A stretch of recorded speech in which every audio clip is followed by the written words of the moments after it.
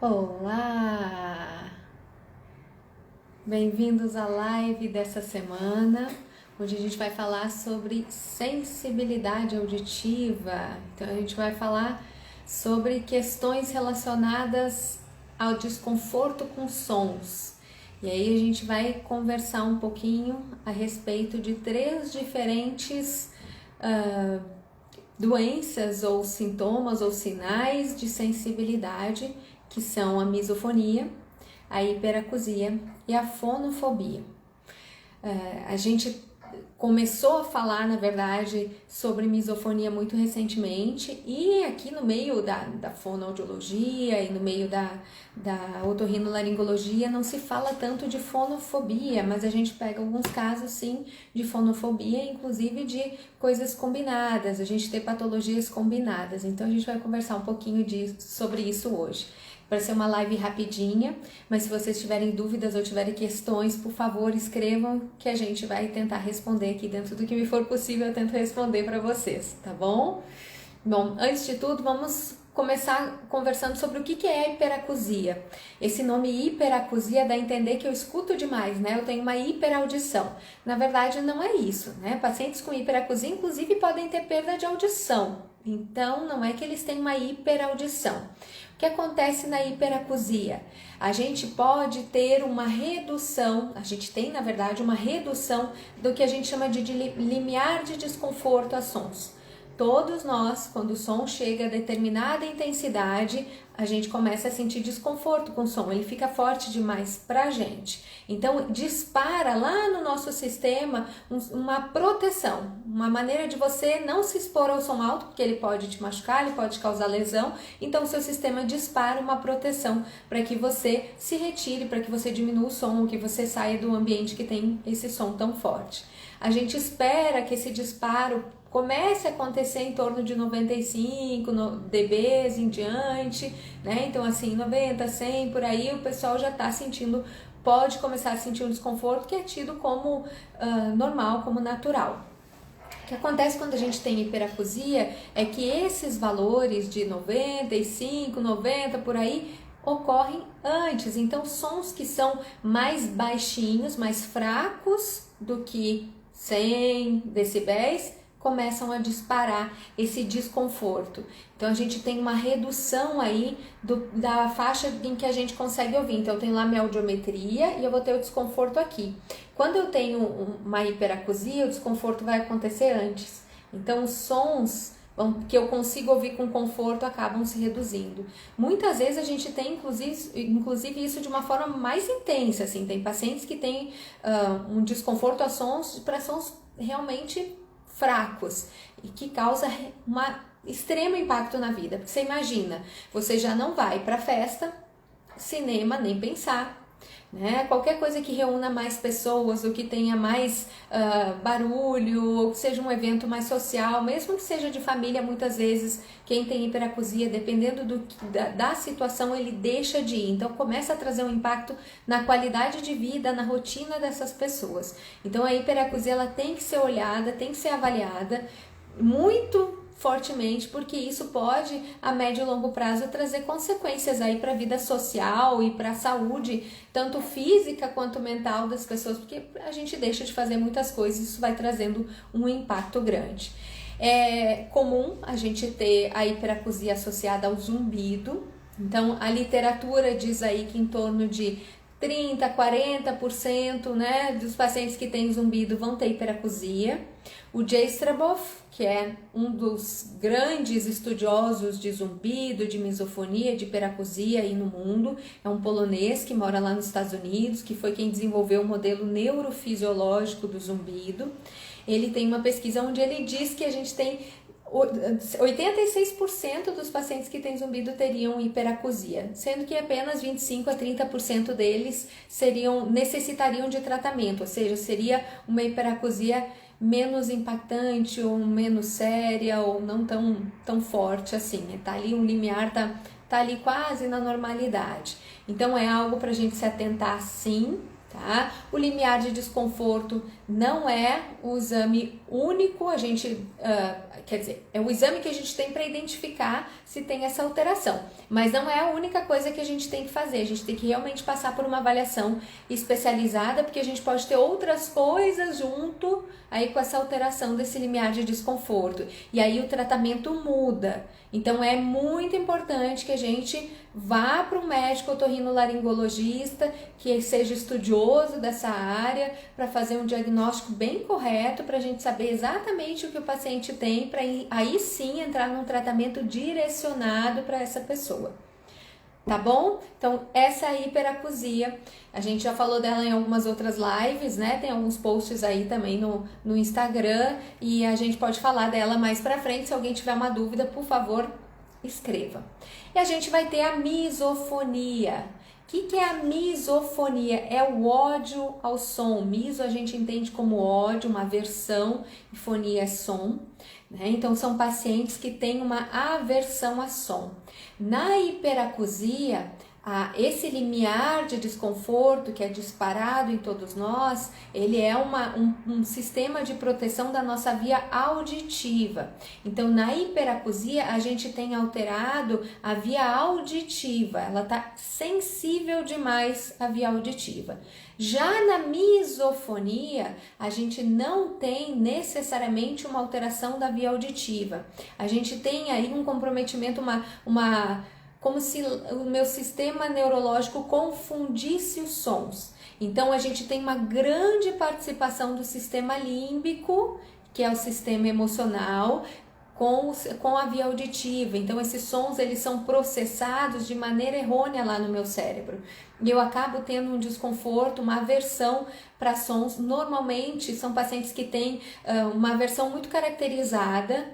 Então, tenho desconforto com sons de mastigação, com sons de creque de biscoito, com sons de fungar, com o bater do talher no prato, né? São pessoas que acabam tendo um comprometimento em situações bem simples, não está relacionado ao volume, à intensidade do som. Então, nós não estamos na misofonia falando necessariamente de sons altos, estamos falando de sons às vezes fraquinhos, mas que são sons específicos que geram esse desconforto grande. A misofonia ela tende a aparecer aí no final da vida infantil, né? O início aí da adolescência, a gente já começa a perceber, ver sinais da misofonia, e ela está bastante ligada a questões familiares, históricos familiares. Então, se a gente vai investigar aí a família, muitas vezes a gente encontra histórias bastante comuns de desconforto, de pessoas na família que realmente se incomodavam. Existe um grande estigma com os pacientes, com os misofônicos, com os pacientes que têm misofonia, porque a maioria das pessoas tem dificuldade de entender o tamanho do desconforto que eles têm, porque não é visível. Eu costumo dizer que tudo que é aqui, né? Tudo que é na mente, o que é neurológico, que não aparece no corpo, muitas vezes a gente diminui, porque a gente não consegue ver, a gente não consegue saber, a gente não consegue entender a dor do outro.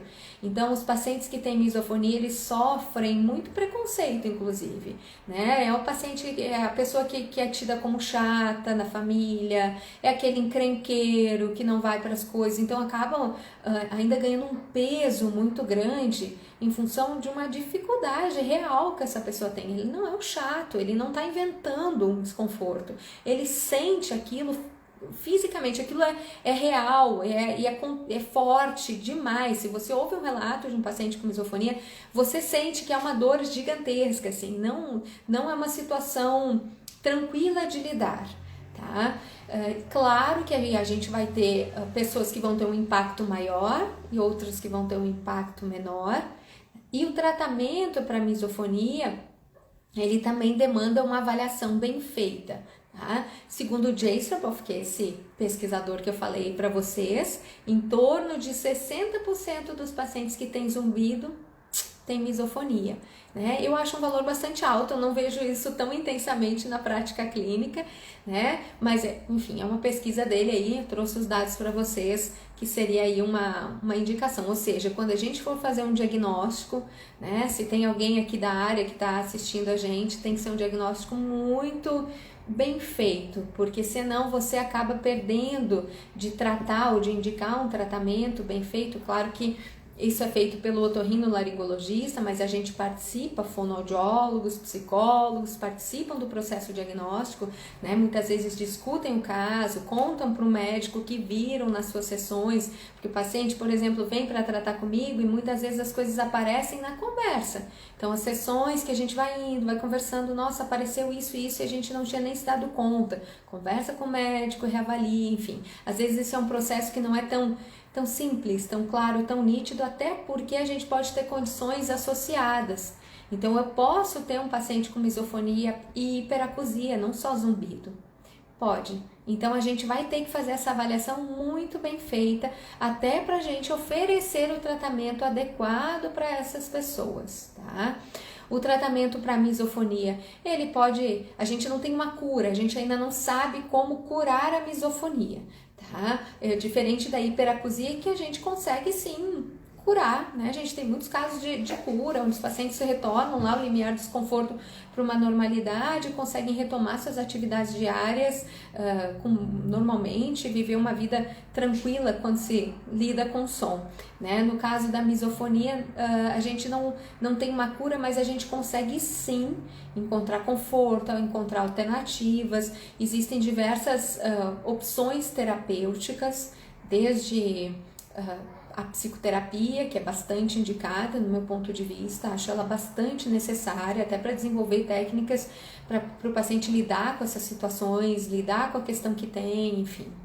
E a gente tem terapia sonora, a gente pode envolver o fonoaudiólogo, pode precisar do fonoaudiólogo, pode precisar de medicação em alguns casos, né? Tem algumas pesquisas que sugerem que pode estar associadas doenças, alguma doença psiquiátrica, como toque, mas não é a maioria dos pacientes. Tá? A maioria dos pacientes misofônicos não tem questões psiquiátricas associadas, mas muitas vezes a gente vai precisar de uma medicação que auxilie, que consiga lidar com a ansiedade, muitas vezes, dependendo do impacto que isso tem na qualidade de vida dessas pessoas. Então, a gente precisa de uma avaliação muito boa, muito precisa, para a gente poder realmente oferecer aquilo que o paciente merece para poder ficar bem. Algum de vocês já ouviu falar sobre misofonia? Algum de vocês já conheceu alguém com misofonia ou com hiperacusia? Já conviveu com alguém? Né? A gente sabe que tudo que não é visto é difícil de ser entendido, então às vezes a gente lembra, nossa, aquela pessoa com quem eu convivi, eu nem sabia, ela tinha uma misofonia, vai ver, era isso que ela tinha, na época eu não entendia, né? Então observem bem que são pessoas que têm desconforto com sons bem específicos, assim. E às vezes isso começa a alargar durante a vida. Então, assim, a pessoa tem uma dificuldade com determinado som, depois ela começa a ter com outros, ela começa a ter dificuldade com questões mais específicas e às vezes ela acaba presa nessa situação. Então, realmente precisa de ajuda, precisa de uma atenção e de um tratamento para poder lidar melhor com essa questão. E a gente tem a fonofobia, que, como o nome diz, é uma fobia. Então, a fonofobia também não é da via auditiva. Então, a gente tem a hiperacusia, uma alteração da via auditiva. A misofonia, uma alteração neurológica que envolve aí o sistema límbico, o sistema emocional. E a fonofobia, que é uma questão do sistema límbico, do sistema emocional, né, que dá um gatilho de pavor, de medo de sons. Então, desculpa, gente, olha aqui. Toujours eu tenho os dois, misofonia e hiperacusia. Exatamente, então isso pode acontecer e saiba que tem tratamento para as duas condições, tá? E você pode ficar bem, você pode realmente conseguir ter uma qualidade de vida muito diferente. Então não sei se você está tratando, não sei se você já foi atrás, mas assim, não desista, insista, persista, porque a gente consegue ter muito mais qualidade de vida, desenvolver técnicas aí para você conseguir ter uma qualidade de vida bacana, tá? E observa, porque provavelmente na sua família, possivelmente tem pessoas que têm a mesma condição. Então, tanto nos seus pais, às vezes a gente percebe isso já em crianças bem pequenas, às vezes já começa a ter assim uma coisa mais característica com determinados sons, né? Essa semana até eu recebi um telefonema de uma mãe, uma criança de 6 anos, numa condição que me parece, pelo telefonema, óbvio, não sentei, não conversei, não vi, mas me parece estar com uma condição muito parecida com uma misofonia ou uma fonofobia. Eu vou ter que avaliar para descobrir exatamente o que está acontecendo. Ó, Eliane, eu tenho quando bato o ovo no prato, aquele som agudo, e se alguém cantar próximo ao meu ouvido esquerdo incomoda, e eu tenho zumbido. Então, tem que ver, você precisa fazer um diagnóstico para a gente saber se é uma hiperacusia ou se é uma misofonia, tá? Os dois podem estar acompanhados do zumbido e eles podem vir todos juntos ainda, tá? Então, tem que fazer uma boa avaliação. O Tujur, ainda não trato. A senhora fono do meu esposo, ele já me indicou te procurar. Olha, bem-vinda. Espero estar cuidando bem do teu marido. Onde encontro tratamento para misofonia? Procurei, mas não consegui encontrar. Então, esse é um das grandes questões aí da misofonia, né? A gente tem é mais recente para nós que somos da área de saúde, falar sobre misofonia é bastante recente. Isso não é uma questão exclusiva aqui do Brasil, não. Isso é uma questão de fora, no mundo inteiro, né? A gente começou a falar de misofonia, entender misofonia, pesquisar mais profundamente misofonia há poucos anos para questões de saúde, né? Então a gente tá inclusive numa campanha de falar mais para que essas pessoas possam entender o que elas têm e que possam buscar ajuda. Então o que eu te digo? Antes de mais nada, se você já tem o diagnóstico, conversa com o profissional que fez o diagnóstico e veja qual a indicação, né? Se você precisa de um fono, de um psico, ou se as duas coisas juntas, às vezes a gente combina essas situações e procurar um profissional que seja um estudioso da área. Porque eu acho que isso é uma das grandes questões, até em março provavelmente a gente vai fazer uma live só sobre misofonia, tá? Que uma psicóloga pediu se eu faria uma live com ela, que ela inclusive tem a misofonia, né? Então a gente vai conversar especificamente sobre misofonia, sobre os tratamentos, porque na faculdade, por exemplo, eu não ouvi falar, nem na de fono, tá certo que eu me formei há bastante tempo, e nem na de psico, que também já me formei há bastante tempo, mas enfim, a gente não ouvia falar, a gente não sabe disso, né? Eu, como me envolvi com zumbido, com intolerância a som, acabei aprendendo, enfim, trabalhando com isso, ganhando um chão aí de mão na massa, e aí a gente acaba conhecendo e se desenvolvendo nisso. Então você tem que realmente buscar um profissional que tenha essa característica, essa busca e esse estudo aí nessa área, tá? E não sei de onde você Vilza, mas enfim, hoje em dia a gente tem aí atendimento online, então a gente tem acesso sim, e eu tenho certeza que você vai encontrar um caminho. Qualquer coisa você me escreve depois e a gente conversa, tá bom? Se alguém mais quiser, tiver dúvidas, por favor escreve que eu vou respondendo, tá bom? E a gente tem a questão da fonofobia, e a fonofobia é uma condição psicológica de fobia a sons. Então a gente realmente tem um sistema de fobia, de aversão a sons. O paciente sente que o som pode de alguma forma machucá-lo, prejudicá-lo, tá? Também atendo fonofobia no consultório, e existe. E o que eu observo, assim, quando chega a fonofobia, muitas vezes o diagnóstico não é de fonofobia. A gente recebe o paciente, quando vai trabalhando, eu começo a ver, opa, isso aqui não é uma misofonia, isso não é uma hiperacusia, ou tá junto com uma hiperacusia, mas tem algo mais por causa do relato do paciente. É isso que eu digo para vocês, às vezes, quando a gente vai trabalhando, muitas coisas vão aparecendo, que é esse contato que a gente tem mais perto com o paciente, que a gente vai descobrindo aí da rotina do paciente.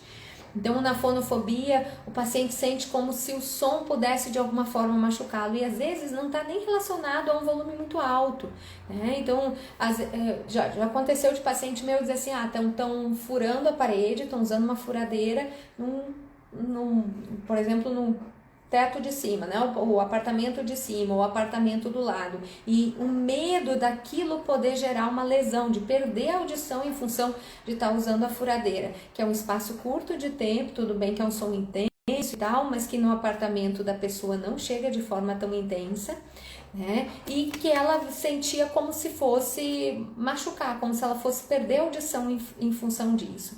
Então existe um pavor, um medo, uma fobia mesmo com relação aos sons. E que, novamente, devo dizer, né, leva aí para uma privação de muitas e muitas atividades. São pessoas que acabam abrindo mão de ir a restaurante, de ir a igrejas, né? Eu acho que quem tem hiperacusia também tem essa situação, né? Pacientes que já não iam ao mercado, porque no mercado o moço falava no microfone, ou a própria música do mercado gerava o medo de ter uma lesão, de ter uma alteração da audição. Então, a fonofobia a gente sim também trata de forma psicológica. A gente vai aí pelo lado da psicologia e é muito bonito de ver a evolução. Eu postei no Instagram Stories falando de uma paciente minha assim, que me deu uma alegria imensa na semana passada.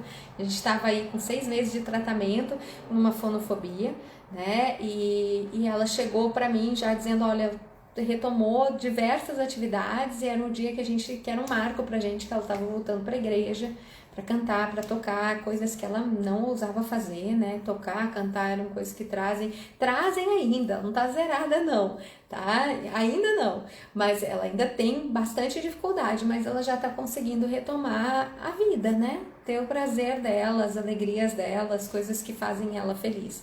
Então isso me deixa realmente muito feliz. Bom, era isso que eu gostaria de dividir com vocês. Tem muito mais coisas e questões que a gente pode conversar. Se vocês tiverem dúvidas, por favor, me escrevam, tá? A gente vai trocando aí uma ideia. E em março a gente deve fazer a nossa live sobre misofonia, tá? E a gente vai conversar um pouquinho mais especificamente sobre isso. Então, quem quiser, quem tiver interesse ou quem conhece alguém que tem essa questão ou que pode ter essa questão, avisa que a gente vai conversar mais especificamente sobre isso. Tá bom? Um beijo grande, muito obrigada por vocês estarem aqui. Boa noite!